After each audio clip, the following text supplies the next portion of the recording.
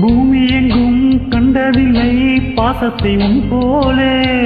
வேறெதுவும் தேவையில்லை அன்புக்கு முன்னாலே.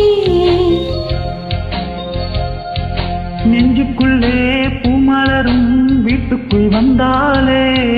நிம்மதியில் கண் வளரும் பாட்டுக்கள் தந்தாலே. இந்த சொந்தங்கள் போதுமே எங்கள் இன்பங்கள் கூடுமே.